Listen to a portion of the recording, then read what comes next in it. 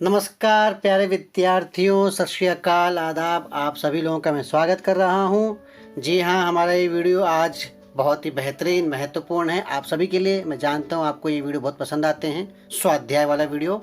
जी हाँ, यहाँ हम करने जा रहे वाह रे हमदर्द, वाह रे हमदर्द, घनश्याम अग्रवाल जी की लिखी इस कहानी या संस्मरण या हास्य व्यंग निबंध को, हास्य व्यंग निबंध असल में, इस निबंध के बारे में हम चर्चा करेंगे, इनके प्रश्नोत्तर के बारे में चर्चा करेंगे। तो ये रहा आपका स्वाध्याय वीडियो बच्चों।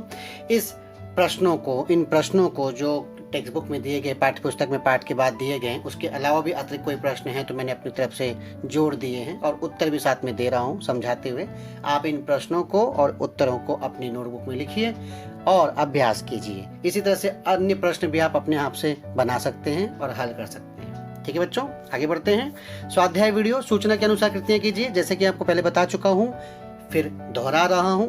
आपके सामने गद्य खंड होगा यानी पैराग्राफ, उससे संबंधित प्रश्न बनाकर आपको पूछे जाएंगे।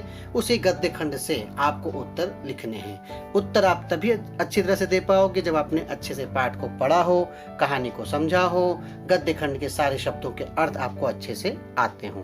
जैसे कि पहला प्रश्न ये रहा आपकी स्क्रीन पर, सूचना के अनुसार कृतियां कीजिए। अब क्या कृतियां करना है? संजाल पूर्ण कीजिए, मतलब संजाल जैसा बनाया गया जाल जैसा, उस जाल को आपको पूर्ण करना है।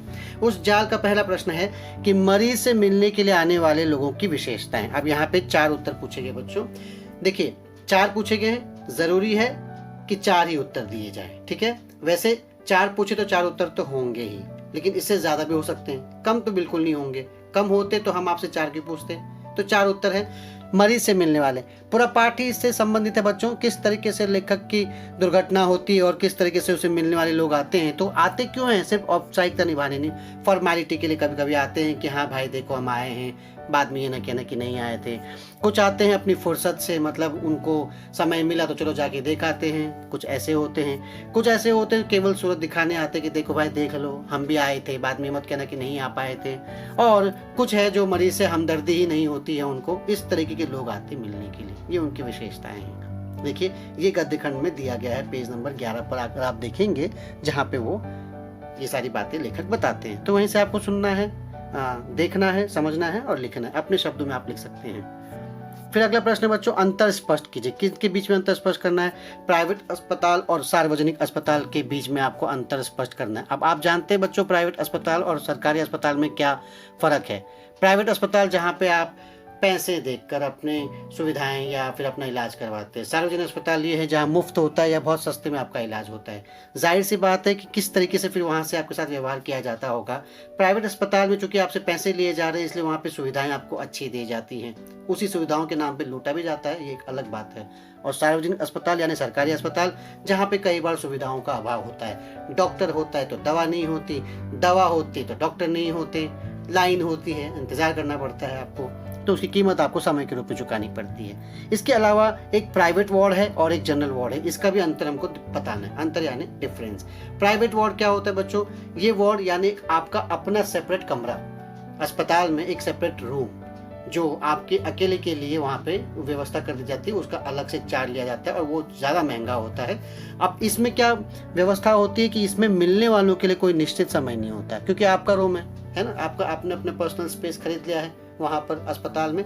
तो मरीज से मिलने जो लोग आते हैं, जान पहचान के या रिश्तेदार, वो किसी भी वक्त आके मिल सकते हैं, वहाँ पे कोई निश्चित समय नहीं होता। लेकिन जो जनरल वार्ड होता है, जनरल वार्ड एक स्पेशल रूम नहीं होता, एक लंबा सा हॉल होता है जिसमें कई सारे मरीज एक साथ इलाज कराते हैं। वो इलाज कंपैरेटिवली प्राइवेट वार्ड के सस्ता पड़ता है, लेकिन उसका एक ये भी होता है कि उसमें मरीजों को एक निश्चित समय पर ही आप देखने जा सकते हैं, क्योंकि बहुत सारे पेशेंट होते हैं, है ना। तो बहुत सारे पेशेंट होते हैं, मरीज होते हैं, तो किसी भी समय कोई भी मिलने अगर जाए तो मरीजों को वापस से बीमार होने की या फिर इन्फेक्शन बढ़ने का खतरा होता है। उससे मरीजों को नहीं, जो मिलने वाले होते हैं उनके साथ भी खतरा हो सकता है। इसलिए वहाँ पे एक निश्चित समय दे देते हैं, सुबह के 10 से 2, शाम के 5 से 7। हर अस्पताल का एक अपना नियम होता है या समय होता है। तो ये आपने अंतर स्पष्ट कर दिया।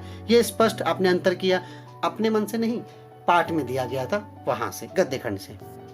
अपने मन से आप बहुत सारे अंतर बता सकते हैं अगर स्वमत के लिए प्रश्न पूछा जाए। आकृति में लिखिए बच्चों, आकृति में ही लिखना, जैसे पूछा गया वैसे उत्तर आना चाहिए। अस्पताल में आए सोनाबाई के बच्चों की शरारतें। पहली बात तो ये कि अस्पताल में कभी भी छोटे बच्चों को ले नहीं जाना चाहिए। क्यों? 2 कारण। छोटे बच्चे चंचल होते हैं। दूसरा, छोटे बच्चों को इन्फेक्शन फैलने का खतरा ज़्यादा होता है क्योंकि उनकी इम्यूनिटी सिस्टम थोड़ी कमज़ोर मानी जाती है या कमज़ोर हो सकती है क्योंकि छोटे बच्चे हैं ना, इसीलिए तो बच्चों को ले जाना नहीं चाहिए। लेकिन यहाँ पे सोनाबाई आई है अपने बच्चों को लेकर, और बच्चे भी उसके 1 या 2 नहीं है, पूरे हैं 4, है ना। जनसंख्या है अपरंपार, तो जो भी है 4 बच्चों को लेकर आई। तो 4 बच्चे क्या करते हैं उनके साथ? एक बच्चा जो क्या करता है, वहाँ पे कुर्सी पे उनके चढ़ जाता है। कुर्सी पे चढ़ जाता है, उसे लगता है कि घर की कुर्सी, आप आराम से बैठ के कुछ भी कर सकते हैं। और दूसरा बच्चा मेज पर चढ़ जाता है, यानी एक ने कुर्सी को हथिया लिया तो दूसरे ने मेज को हथिया लिया। कोई टोक क्यों नहीं रहा? क्योंकि वो प्राइवेट वार्ड, एक सेपरेट रूम है जहाँ पे किस नर्स जो है तभी जाती हैं जब घंटी बजाकर बुलाया जाता है। ऐसे हो गया। इसके बाद सोनाबाई की एक छोटी लड़की है, वो क्या करती है, दवा की शीशी लेकर कथकली डांस करने लगती है। और ये वही महान लड़की है जो दवा की शीशी गिराकर दवा तोड़ देती है। और सोनाबाई, उनकी माता जो है ज़्यादा महान है, कहती है दवा की शीशी टूट गई, मुबारक हो, आप जल्दी ठीक हो जाओगे। भाई अस्पताल में आए थे ठीक होने के लिए ही ना, दवा की शीशी तोड़ कर अगर ठीक होना था तो घर पे भी तोड़ देते। खैर, और चौथा लड़का क्या करता है, वो जिस लेखक की जो टांग जिस लटकी थैली थी उसी पर बॉक्सिंग प्रैक्टिस करने लगता है। उसे लगता है बॉक्सिंग प्रैक्टिस करने का इससे अच्छा तरीका और क्या होगा। ये उत्तर आपके सामने वहाँ मिलते हैं। इसके बाद अगला प्रश्न है, कारण लिखिए। लेखक को अधिक गुस्सा अपनी पत्नी पर आया। ये वो सीन है बच्चों जब एक व्यक्ति जो है आता है, सीधे उनके गले पड़ के रोने लग जाता है और कहता है कि आप ऐसे कैसे बीमार हो गए, आपके साथ ऐसे कैसे दुर्घटना हो गई। और पत्नी सोचती कितना गहन, कितना गंभीर, कितना करीबी रिश्तेदार इतना रो रहा है। ये सोचकर उनकी जो पत्नी है, लेखक की पत्नी है, उस व्यक्ति के टैक्सी का किराया भाड़ा दे देती है। चलो रिश्तेदार तो दे दिया, पर बड़ी बात यह है कि जब वो रोता हुआ बंदा उठकर देखता है और देखता है कि जिसके गले लग के मैं रो रहा हूँ ये वो व्यक्ति नहीं जिसके लिए मुझे रोना था, वो तो बगल के वार्ड में है या बगल के कमरे में है, तो वहाँ चला जाता है।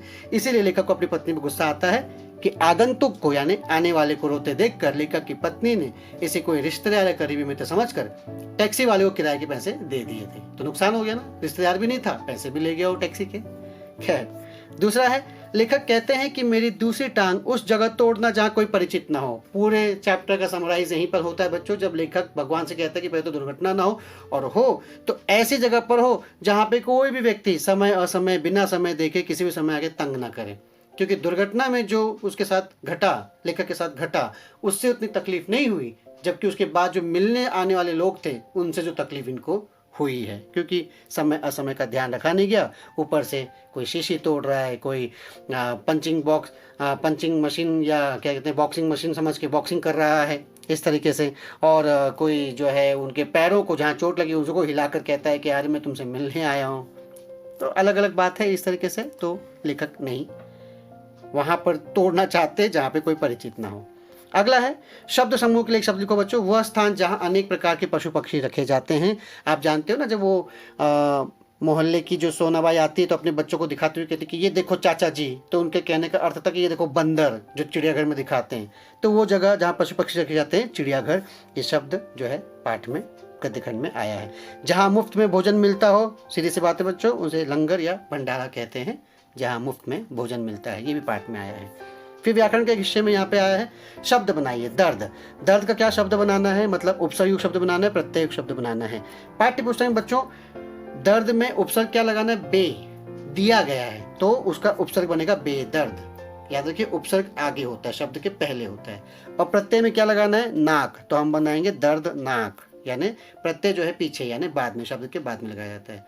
बच्चों जरूरी नहीं परीक्षा में ये बे और नाक दिया जाए, परीक्षा में सिर्फ दर्द दे सकते हैं और कहेंगे कि इसका उपसर्ग बनाओ, तो आपको दर्द का बेदर्द बना देना है, जो आप बना सकते हो। और उसी तरह से प्रत्यय शब्द है नाक, हो सकता है कि परीक्षा में नाक न दिया जाओ, बोले प्रत्यय बनाओ, तो आपको दर्दनाक या जो भी मिलता जुलता आप प्रत्यय बना सकते हैं। प्रत्यय बनाने के लिए जैसा शब्द आप चाहें बना सकते हैं, वो शब्द प्रचलन में और सही होना चाहिए।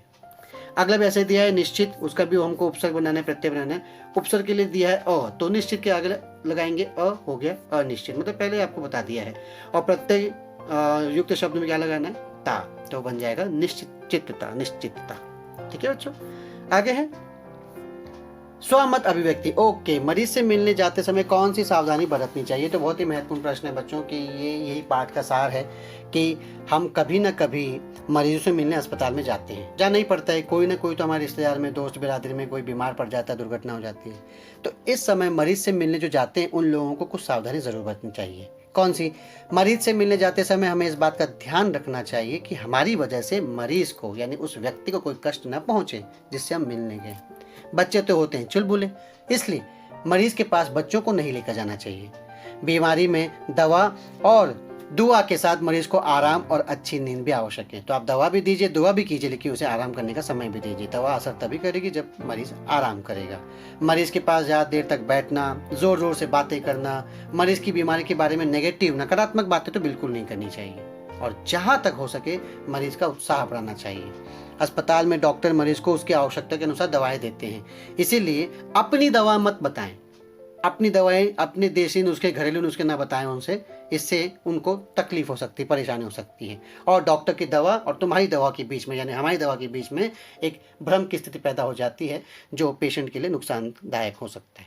ठीक है बच्चों, तो ये सहमत 2 नंबर का होता है, अपने हिसाब से लिख लीजिए, बहुत हो गया। उसके बाद है भाषा बिंदु यानी व्याकरण का एक अलग सा हिस्सा जो पाठ्यपुस्तक में दिया गया है।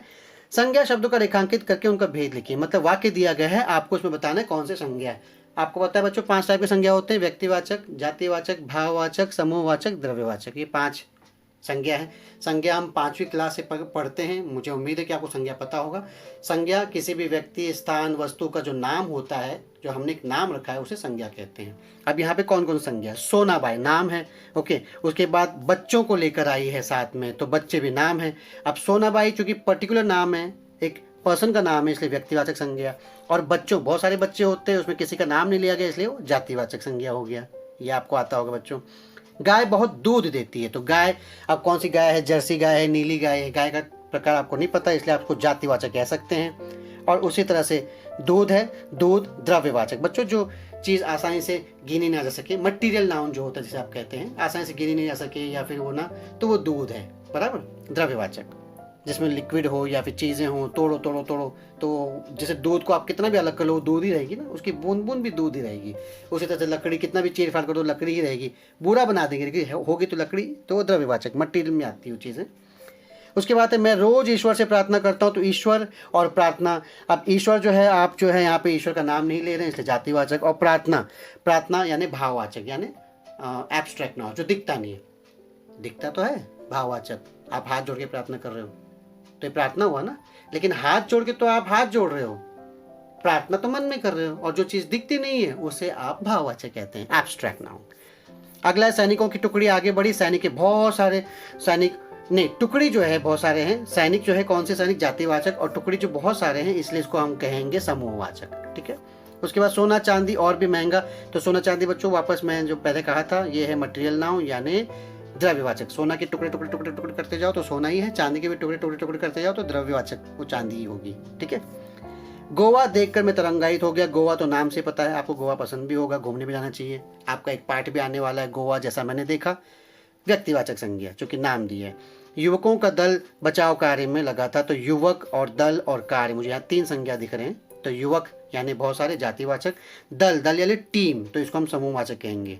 और कार्य, कार्य जो भी हम कार्य करते हैं। अब कार्य मतलब जो भी हम करें, वो कार्य जो कर रहे हैं वो दिखता नहीं है, उसे हम भाववाचक। जैसे हम लिख रहे हैं तो लिखने का कार्य करें, तो लिख रहे हैं तो हाथ दिख रही है, कलम दिख रही है, बुक दिख रही है, वो जो प्रोसेस है उसको कार्य कहते हैं, इसलिए भाववाचक संज्ञा। अगला, आपने विदेश में भ्रमण तो कर लिया, तो विदेश जो है, विदेश का नाम नहीं दिया, ऐसे जातिवाचक। और भ्रमण यानी घूमना फिरना, तो भाववाचक। पैरों से चलते हैं लेकिन उस प्रोसेस को हम घूमना फिरना कहते हैं, इसलिए एब्स्ट्रैक्ट नाम, भाववाचक। इस कहानी में भारतीय समाज का चित्रण मिलता है, तो कहानी, कहानी का नाम दिया गया है यहाँ पे, नहीं, जातिवाचक। समाज बहुत सारा है, इसलिए समूहवाचक। और चित्रण, ये भी भाववाचक में आएगा, यानी किसी चीज का चित्र खींचना, उसकी बातें बताना। सागर का जल खारा होता है। सागर, बहुत सारे सागर है, नाम नहीं पता है, इसलिए जातिवाचक। और जल जो है पानी यानी द्रव्यवाचक, बूंदे, पानी की बूंदे, ये है। इसके बाद अगला प्रश्न है, निम्न के वाक्यों रिक्त स्थान में उचित सर्वनाम भरो। मतलब अपने हिसाब से सर्वनाम आपको फिल करने हैं। सार्वजनिक अस्पताल के प्राइवेट वार्ड में हैं, तो मैं सार्वजनिक अस्पताल के प्राइवेट वार्ड में हैं, वे सार्वजनिक अस्पताल के प्राइवेट वार्ड में हैं। क्या मिलता है आपको? वे ज़्यादा उचित लग रहा है, मैं तो नहीं बोल सकते, इसीलिए। वैसे ये पाठ में से आता है, पाठ्यपुस्तक में दिया गया है। उसके बाद बाजार जाओ। अब देखो, तुम बाजार जाओ, आप बाजार जाओ, आप क्या लगाओगे यहाँ पे, तुम या आप? अगर मैं कहूँ आप, तो मुझे ये कहना चाहिए आप बाजार जाइए, रिस्पेक्ट दे रहे हैं ना। और चूंकि अपने से बराबर वाले कुछ कह रहे हो, तो तुम आदेश दे रहे हो, तो तुम बाजार जाओ, इसलिए तुम ज़्यादा बेहतर लग रहा है। उसके बाद अगला है सेंटेंस, कारखाने में एक ही विभाग में हम काम करते हैं, तो एक ही विभाग में काम करते हैं, तो मैं एक ही विभाग में मैं कारखाने में एक ही विभाग में काम करते थे, ऐसा तो नहीं बोल सकता ना। हम कारखाने में एक ही विभाग में काम करते थे, ये मैं कह सकता हूँ। ठीक है, उसके बाद है इसे लेकर क्या करोगे। तो आप क्या करोगे, तुम क्या करोगे। मुझे तुम ज़्यादा बेहतर लग रहा है तो तुम लिखोगे आप। अगला है हृदय वही है तुम उदार हो। हाँ, तो हृदय वही है और तुम उदार हो, ये पाठ्य पुस्तक के पाठ का अंश है बच्चों, ये वहीं से लिया गया है। लोग डैश कमरा साफ कर रहे थे, तो लोग अपना कमरा साफ कर रहे हैं, ये भी सही बोल सकते हो। लोग स्वयं कमरा साफ कर रहे हैं, ये भी सही है, गलत नहीं होगा बच्चों, वाक्य के बराबर फिट होना चाहिए बस। रिसोर्ट हमने पहले से बुक कर लिया है, तो यह रिसोर्ट हमने पहले से बुक कर लिया है। हमने रिसोर्ट हमने पहले से बुक कर लिया तो नहीं होगा ना, तो यह रिसोर्ट हमने पहले से बुक कर लिया, या फिर वह रिसोर्ट हमने पहले से बुक कर लिया, ये भी आपका राइट होगा, रॉन्ग नहीं होगा। ये तो मैंने पाठ से उतारा है, इसीलिए यहाँ पे यह लगाया है। इसके बाद डैश लोग दिन भर पणजी देखते रहे, तो इसके बाद डैश लोग यानी हम लोग। इसके बाद वे लोग दिन भर पणजी देखते रहे, ये भी राइट है, रॉन्ग नहीं है, लिख सकते हैं आप। अगला है इसके पहले उसे मना करता, मैं इसके पहले उसे मना करता। ठीक है, ये भी सही है। और काम करने के लिए कहा है डैश करो, तो वही करो, काम करने के लिए कहा है तो वही तुमको करना चाहिए, तो वही करो, ऐसे। तो इस तरीके से हमारा स्वाध्याय वीडियो यहाँ समाप्त होता है बच्चों। उम्मीद है आपको समझ में आया। ये व्याकरण का जो हिस्सा है, जो संज्ञा और सर्वनाम, बहुत आसान था, ये बहुत ही इस तरह से अलग से तो नहीं पूछा जाएगा इसे संज्ञा सर्वनाम का। हाँ, संज्ञा के प्रकार पूछ सकते हैं, या फिर एक शब्द दिया जाएगा, उसे पूछा जाएगा कि ये कौन सा प्रकार है, तो आपको बताना हो सकता है कि वो संज्ञा है या विशेषण है या सर्वनाम है, ऐसे। ठीक है बच्चों, तो यहाँ पे अपना वीडियो समाप्त करता हूँ। उम्मीद है आपको समझ में आया। कोई भी चीज़ आपको समझ में ना आए तो मुझे आप संपर्क कर सकते हैं। ठीक है, अगली कक्षा में नए पाठ के साथ पढ़ेंगे। इस प्रश्नोत्तरों को आप लिख लीजिए अपने नोटबुक में और अपना ध्यान रखिए, सुरक्षित रहिए। धन्यवाद।